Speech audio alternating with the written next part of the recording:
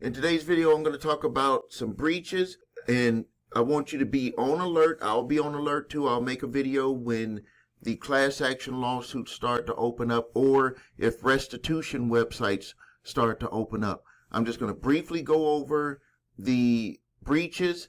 This is stuff that if they were to release this all at one time, it would probably make everybody's mind explode, because it seems like all of our information has been exposed. And I don't want to make any assertions on how it happened. I can just tell you that this stuff happened recently over the last few months. So we got 184 million passwords exposed, in including government emails. We got 10 billion passwords exposed, and these were from websites that were mainly in the entertainment and leisure industries. We got 50 million student loan,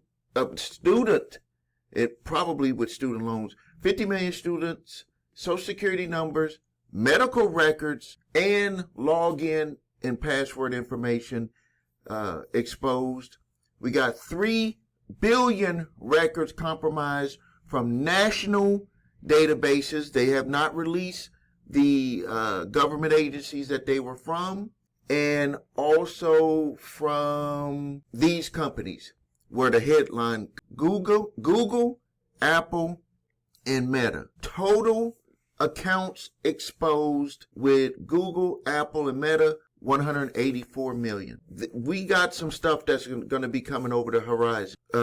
Just started work on an individual who his complete credit report was blown up with accounts that he never had any association with. And I up front, I thought that he was not telling the truth. And this is a local client, came to my office. He was like, "Steve, I swear this stuff is not mine." There was about 10 accounts that were opened up.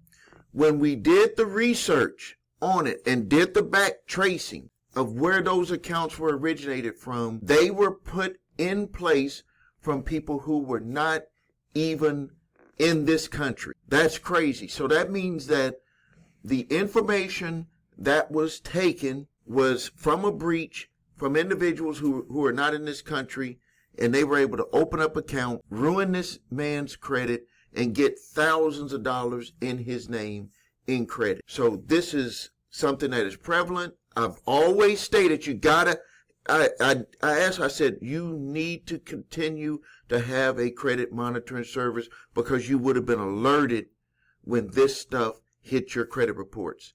You would have had an alert. Maybe you can't stop the first one from getting on there, but you would have been able to stop anything that was happening after that, and you would have been able to get that information removed immediately, because the company, when this is how these companies are thinking, when you let that information stay on there, and it had stayed on his reports for a while until he decided to use his credit for something. He does not use his credit for a lot of things. And he decided this year, last month in May, to use his credit for something, and they said you cannot be approved because you got all of this negative information on your credit report. And he was like, "That is not me." And they don't believe you. And then when he contacted the companies, "This is not me." You know, the first thing that's popping up in their mind is they're like, "If that is not you, why did you wait this long period of time to say something about it?" So it brings up doubts in their head. And that's where those clashes come about when dealing with ID theft. The number one clash that comes about is in the minds of the company that is going to be getting that ID theft report. They're thinking, "Why did you not do something about this months ago or years ago?" They don't know that you don't use your credit. And so the credit that was used, they think it was you. And then they're like, "You're giving us this report stating that this is not you? Why did you wait so long?" So the number one thing to avoid that situation, because you could deal with this stuff a lot quicker, without having to hire a service like ours to do all of the back work and to talk with their legal department and to talk with their representatives and to continue calling and making sure that this stuff is getting looked at and getting done, and they've got thousands of other files on their desk, and you got to keep pushing them to get to the individual's file because they don't think that you're a priority. When you have ID theft, they do not believe that you're a priority because you didn't believe that they were a priority when the information was put on your credit reports and whoever put it on there didn't make any payments and they lost money. Think about it from their side, and I know you're thinking about it from your side. So to be able to avoid this stuff, you need to get a credit monitoring service and you need to keep it. It's like an investment in your financial future because if anything gets put on there, you're going to be notified of it. And don't get the free one. If you get the free one, it's worth just as much as it is free. So that's how much it's worth to you. But I bet you if you had 10 accounts that were put on your credit that was upwards of about $50,000, that the first thing that you would think about is, I would pay $29 a month for monitoring to make sure that something like that doesn't happen. And I do apologize for getting steamed up, but it's one of those situations where I see that we have so much potential, and some of the times we let little bitty things get in our way, and what we don't pay attention to is that those little bitty things that didn't seem to mean so much when it went towards our financial future, our finances, our credit. Those little bitty things like one late payment or one charge off account for a little bitty account or one collection account or overspending on our credit card or getting too much credit, like little bitty things.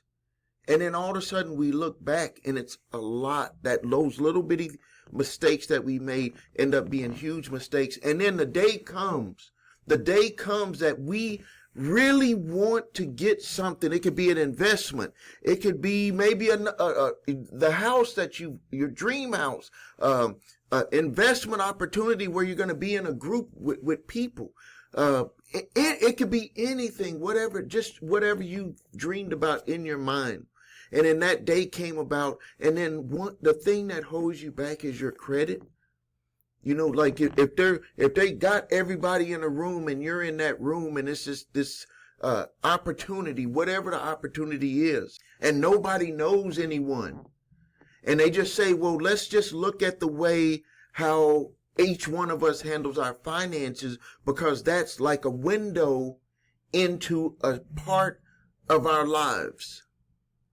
And everybody is standing there, and the people who took care of their credit, took care of their finances, not that they didn't never go through things, but they started, when you learn, you do better. That's what I'm talking about, because I went through it.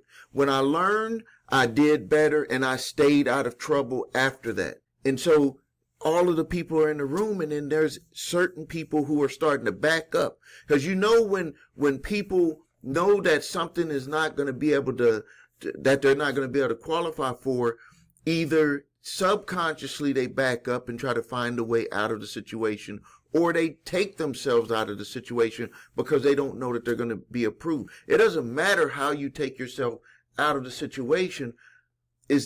What matters is that you know right now, because I'm telling you, if you don't got stuff in a row, if you don't got your ducks in a row, using that analogy, you need to start getting your ducks in a row.